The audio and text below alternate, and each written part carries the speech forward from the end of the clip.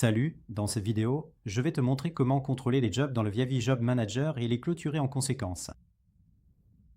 Ici, tu as un projet, tu vois l'état du projet, combien de mesures ont été effectuées et combien il en reste à faire. Je peux aussi voir, bien sûr, quelles mesures sont bonnes, lesquelles sont mauvaises en pourcentage, et je peux ensuite cliquer ici pour accéder aux détails. Je peux faire ça, jusqu'au niveau du PDF. Je peux consulter le PDF et ainsi, bien sûr, intervenir à temps si je dois encore donner quelques conseils aux techniciens. Si le projet est affiché ici comme terminé, cela signifie que toutes les mesures ont été effectuées. Qu'elles soient bonnes ou mauvaises, le statut est alors complète. Et ensuite, j'ai la possibilité, si tout est correct, de récupérer le projet. Je sélectionne le projet, je le récupère et, une fois que j'ai donné mon approbation, il passe des jobs actifs aux jobs approuvés. C'est ainsi que je le retrouve ici et je vois aussi dans la barre de statut que tout est maintenant terminé. Bien sûr, j'ai sauté cette étape, même si ce n'était pas terminé. Je l'ai approuvé et j'ai ici, tout à fait normalement, le fichier de test à nouveau disponible. Après l'approbation, j'ai maintenant ici, sous Other Test File, un rapport détaillé. C'est un rapport de synthèse, donc un PDF combiné de tous les PDF individuels créés par l'appareil de mesure.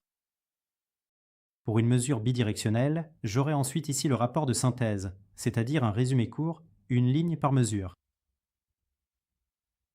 Si je me rends compte maintenant, je dois encore faire des mesures supplémentaires, j'ai déjà approuvé le projet, je peux à tout moment aussi désapprouver le job ici.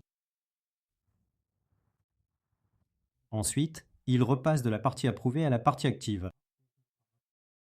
Et maintenant, si je synchronise l'appareil de mesure, eh bien, l'appareil de mesure va réapparaître chez le technicien concerné et il pourra encore refaire une ou l'autre phase de mesure. Et si je remets ensuite le statut d'approbation, alors, ça recommence depuis le début et le nouveau rapport global sera synchronisé en conséquence.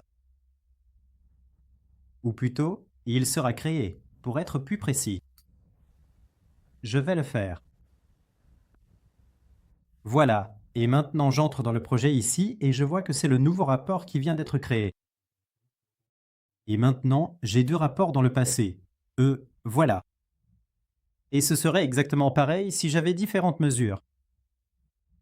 D'abord les mesures actuelles ici en haut, puis dans un onglet, les anciennes mesures. Seules les toutes dernières mesures seront finalement reprises dans le rapport final.